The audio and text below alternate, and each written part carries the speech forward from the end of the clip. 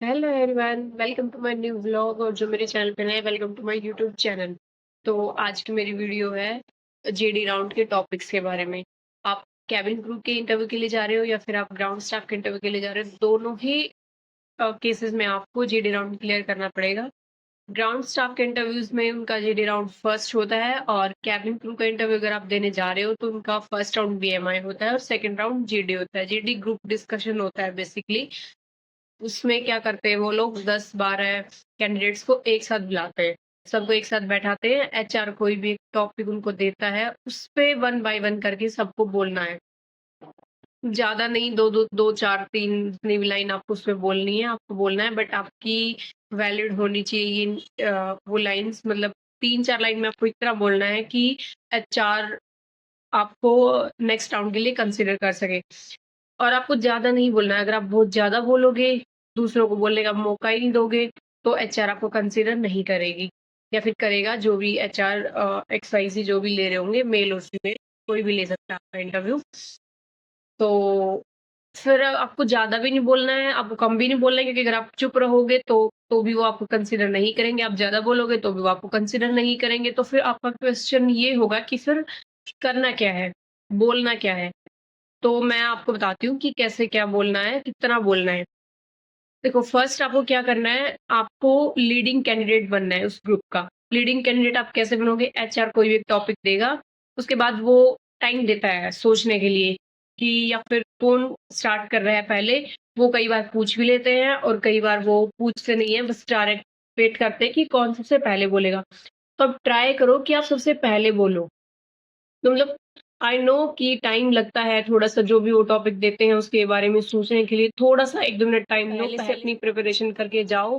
कुछ टॉपिक्स पे जो रिपीटेड टॉपिक्स होते हैं उन पे अपनी प्रिपरेशन करके जाओ, उससे आपको थोड़ा-सा आइडिया हो जाएगा कि कैसे बोलना है। और स्टार्ट अगर आप ही उसको स्टार्ट करोगे तो एचआर के ऊपर इम्प्रेशन ज़्यादा पड़ता है आपका, क्योंकि आप लीड कर रहे होते हो उस ग्रुप को।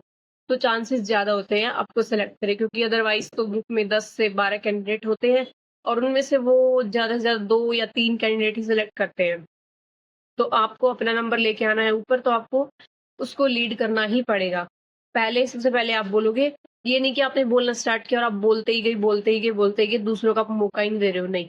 आपको दूसरों को आपको जितना बोलना है, आपको बोल के चुप करके दूसरों को फिर बोलना है कि आगे किसी को कंटिन्यू करना है तो प्लीज़।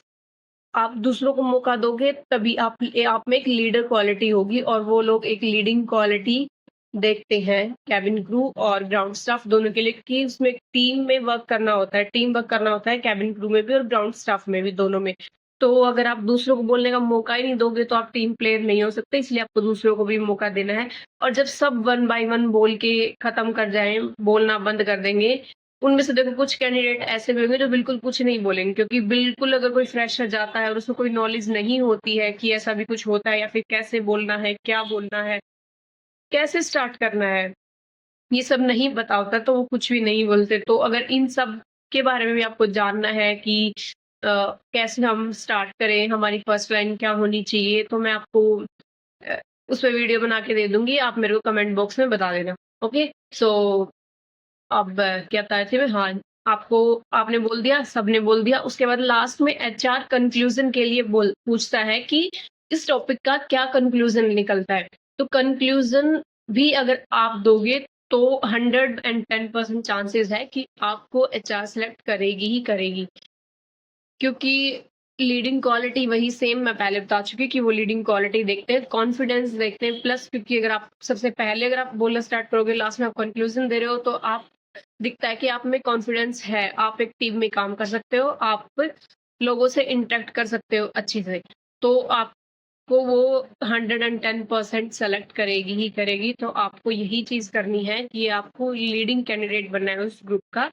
स्टार्ट आपको पहले करना है और कंक्लूज़न भी आपको देनी है। और अगर आप नहीं कर पाओ ये, इन केस आपको नहीं कोई चीज़ स्टार्टिंग में आ रही है, या फिर आप एकदम से आपको ऐसा लग रहा है ये क्या पूछ लिया, मुझे तो इसके बारे में कुछ पता ही नहीं, आपको टाइम चाहिए, तो लेट अदर्स स्पीक, दूसरों को बोलने दो आप पहले। बट जब आपका नंबर आए, जब आप बोलो, तो आप ऐसे वैलिड आपके पॉइंट्स होने चाहिए कि एचआर को लगे हाँ, ये ना टॉपिक से इधर, ना टॉपिक से उधर, क्योंकि बहुत सारे लोग क्या होता है बहुत सारा बोलते, बट उसमें जो एचआर ने टॉपिक पूछा है उसके बारे में तो कुछ होता ही नहीं है। ऐसा नहीं करना है। पॉइंट टू पॉइंट आपको जितने भी पॉइंट्स हैं वो तो पॉइंट टू पॉइंट ही बताने, सारे उस टॉपिक से रिलेटेड ही होने चाहिए। इधर-उधर की बात आपको नहीं करनी है। ये मत सोचना हम ज़्यादा बोलेंगे तो हम सिलेक्ट हो जाएँगे, नहीं। आप पॉइंट टू पॉइंट ही बात करोगे तो ही एचआर आपको सेलेक्ट करेगी। ठीक है? तो जब तक के लिए आपको थोड़ा-सा टाइम भी मिल जाएगा सोचने के लिए। और अगर आपको बिल्कुल ही आइडिया नहीं आ रहा है कि मेरे को नहीं पता है, इस टॉपिक के बारे में कुछ भी नहीं पता है, तो जब दूसरे उस टॉपिक पे बोल रहे हैं तो आप उसको ध्यान से सुनो। उनकी ही 2-4 लाइन आप अपने मन में 2-4 लाइन उनकी याद रखो कि हाँ, उसने ऐसा बोला है, उसने ऐसा बोला है, और ये कब होगा जब आप बिल्कुल ध्यान से उनको सुन रहे होगे। और एचआर ये चीज़ भी नोटिस करता है कि जब दूसरे अगर उस टॉपिक पे बोल रहे हैं, तो आप सुन रहे हो। क्यों? क्योंकि आप एक ग्रुप डिस्कशन में हो। जीडी का मतलब ही होता है ग्रुप डिस्कशन। आपको अकेले-अकेले कुछ एचआर को नहीं सुनाना है, आपको वो 10-12 कैंडिडेट से डिस्कस करना है। और डिस्कस करने का मतलब होता है कि हम अपना पॉइंट रख रहे हैं और सामने का पॉइंट भी सुन रहे हैं। तो आप अगर उन सबको ध्यान से सुनोगे तो आप उन्हीं में से 4-5 लाइन अच्छी-सी जो आपको लग रही है, हाँ, ये वैलिड है, ये पॉइंट टू पॉइंट है, आप वो लाइन बोल दोगे तो भी आप सेलेक्ट हो जाओगे। मैंने एयर इंडिया में इंटरव्यूज़ जो दिए थे, मैंने यही किया था इंटरव्यूज़ में, और मैं उसमें ग्रुप डिस्कशन में सेलेक्ट भी हो गई थी। कोई ऐसा टॉपिक आ जाता है कि हमें नहीं पता होता, हो सकता है हमें नहीं पता, ज़रूरी थोड़ी है हमें हर चीज़ के बारे में पता है।